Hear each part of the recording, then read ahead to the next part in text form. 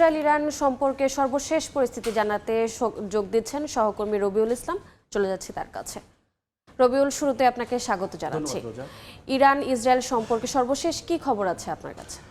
রোজা, ইসরায়েল যখন ইরানের মাটিতে হামলা চালালো এরপরে কিন্তু বেশ বেকায়দায় ছিল ইরান, কারণ তাদের বড় বড় শীর্ষ কর্মকর্তা মারা গেছে এবং পয়েন্ট আকারে মানে একদম নির্দিষ্ট লক্ষ্যবস্তুতে হামলা চালিয়েছিল ইসরায়েল।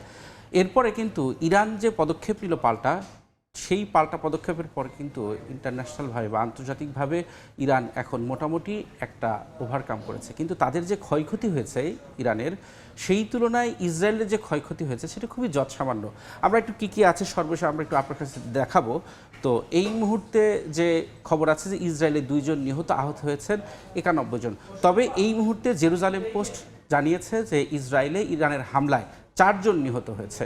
এছাড়া যুক্তরাষ্ট্রের সঙ্গে এই মুহূর্তে পরমাণু আলোচনা স্থগিতের কথা জানিয়েছে ইরান। তারা বলছে যে আমরা এখন যুদ্ধের ময়দানে রয়েছি, এই মুহূর্তে কোনো আলোচনা হবে না। এছাড়া আরেকটি কথা বলেছে যে ইরান কিন্তু দাবি করেছে যে ইসরায়েলের 2টি যুদ্ধবিমান ভূপাতিত করেছে এবং নারী পাইলটকে আটকেরও দাবি করেছে। বিভিন্ন সংবাদ মাধ্যমে এই খবর এসেছে, তবে এর পক্ষে যে যুক্তি বা তথ্য প্রমাণ আমরা এখনও বিভিন্ন গণমাধ্যমে পাইনি। বিশেষ দাবি করা হচ্ছে, তবে এই ইরানের এই দাবি ইসরায়েল নাকচ করেছে। তারা বলেছে যে তাদের কোনো পাইলট কিংবা যুদ্ধবিমান ভূপাতিত হয়নি।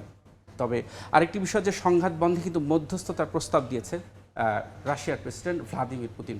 তিনি তার সাথে কথা বলেছেন। ইসরায়েলের যে প্রধানমন্ত্রী বেনিয়ামিন নেতানিয়াহু বিভিন্ন সংবাদ মাধ্যমে এসেছে এবং সেখানে তিনি বলেছেন যে এই মুহূর্তে সংঘাত আসলে যদি সংঘাত বন্ধ না করা যায় তাহলে পরিস্থিতি আরও জটিল আকার ধারণ করতে পারে, যার কারণে তিনি বলেছেন যে আমি মধ্যস্থতা করতে চাই এবং এই সংঘাত বন্ধে কার্যকর ব্যবস্থা নিতে চাই।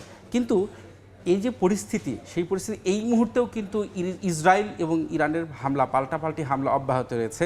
তেল আবিব সহ বিভিন্ন জায়গায় কিছুক্ষণ আগেও ইরানের ছোড়া ড্রোন ভূপাতিতের দাবি করেছে তেল আবিব, এবং রাজধানী এবং ইসরায়েলও কিন্তু পাল্টা হামলা অব্যাহত রেখেছে ইরানে। এই মুহূর্তে আমরা যতটুকু জানতে পেরেছি যে রাজধানী যে তেহরান রয়েছে, তেহরানের গুরুত্বপূর্ণ আন্তর্জাতিক বিমানবন্দর এবং আরেকটি প্রদেশেও কিন্তু হামলা চালিয়েছে ইসরায়েল এবং সেখানেও বিস্ফোরণের শব্দ শোনা গেছে এবং ধোঁয়া উঠতে দেখা গেছে। রবিউল, আপনাকে আরেকটা প্রশ্ন করতে চাই, এই সংঘাতকে কেন্দ্র করে বিশ্ব নেতারা কেমন প্রতিক্রিয়া জানিয়েছে? বিশ্ব নেতারা শুরু থেকেই, হামলার পর থেকেই, যেহেতু যুক্তরাষ্ট্র ইসরায়েলের পক্ষে রয়েছে, তারা বারবারই আলোচনার কথা বলছে যে ইসরায়েল যে হামলা চালিয়েছে ইরানে, এখন এই মুহূর্তে যদি ইরান আলোচনার টেবিলে না বসে তাহলে তার পরিস্থিতি আরও বেশি খারাপ হতে পারে। তবে সাফ জানিয়ে দিয়েছে ইরান যে তারা কোনো আলোচনায় যেতে চায় না।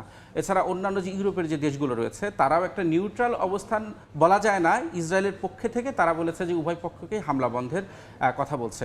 তবে সেক্ষেত্রে রাশিয়া এবং চীন যে দেশগুলো রয়েছে এবং মধ্যপ্রাচ্যের দেশগুলো বেশ নীরবই রয়েছে বলা যায়। তবে তারা ইসরায়েল যে ইরানে হামলা চালিয়েছে সেটার নিন্দা জানিয়েছে। রবিউল, আপনাকে ধন্যবাদ। আপনাকেও ধন্যবাদ।